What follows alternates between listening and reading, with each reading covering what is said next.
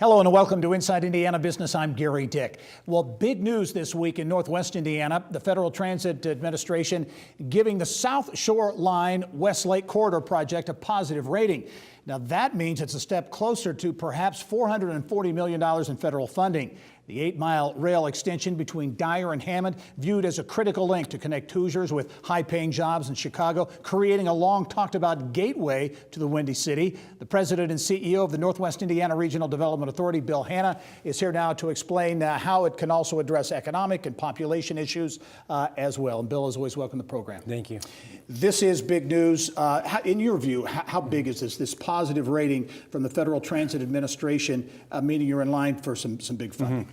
Well, this is critical. It's more than just another step. It's a threshold milestone that we had to get past. Basically, I was telling someone the other day, if you think about like qualifying for the Boston Marathon, it's hard to qualify, and then you get there and you have to finish. Yeah. That's really what's happened. We've been qualified for funding, and now we have a couple of steps left to go through. But this is the gate. It was the pass-fail for the project, and it's the federal government saying this is a high-value project and it's worthy of moving forward.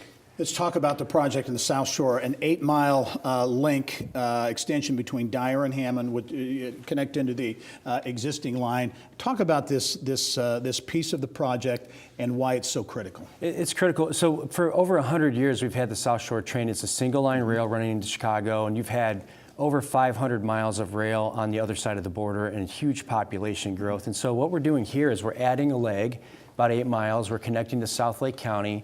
We're seeing population overflow from Illinois into our area, but now it's become positive too. People looking for the nice school systems that we have, the low taxes and so forth. So this is an amenity that really connects us to the third largest economy in Chicago. It turns the South Shore train from a train into a commuter system for job access. Okay, so this is a two-edged sword there. You talk about jobs, so this would connect to what typically are higher paying jobs or high paying jobs, certainly in Chicago and the Chicagoland area. And then on the flip side, the potential to attract residents in Chicagoland or in Illinois to come over and actually live in Indiana. Yeah, absolutely. You know, I think a lot about New Jersey or Northern Virginia as examples where, you know, there was a day, I remember being a kid, and you talk about New Jersey as being separate from New York, and those days are over. Mm-hmm. And that's where we're heading. You know, it's the transportation connectivity, 40% higher wages in Chicago for the same job in Indiana, and the fact that there's as many jobs in the loop as there is in the entire state of Indiana makes this, as you said, a gateway for Hoosiers to Chicago, not just Northwest Indiana, but the entire state of Indiana. And you talk about how this project has come together, this big, massive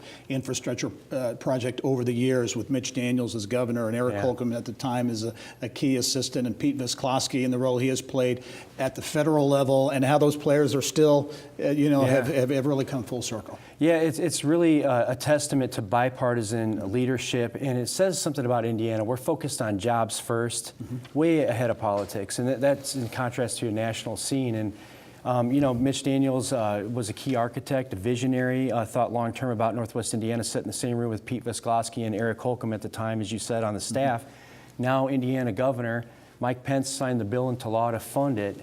And so you can see a progression in leadership and vision. And so we not only envision things here, we carry them out and get them done. And I think that says to the private sector, this is a safe place to do business. It's the right place to do business. A landmark project. Let's talk about next steps. You've reached this major milestone.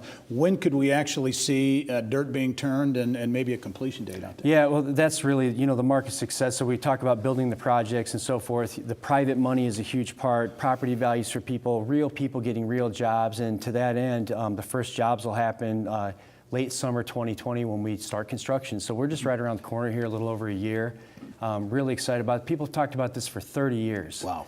And I will be very happy the day that I see the men and women of the trades and groups in Northwest Indiana breaking ground on this project. And very, very quickly, potentially, when could we see, you know, the track up and running? 2023 roughly. Okay. Taking people to and from work. Very good. Bill Hanna, Northwest Indiana Regional Development Authority. Big news on the South Shore project with major funding news. And Bill, as always, thanks for being here. We'll continue to follow the story. Thank you.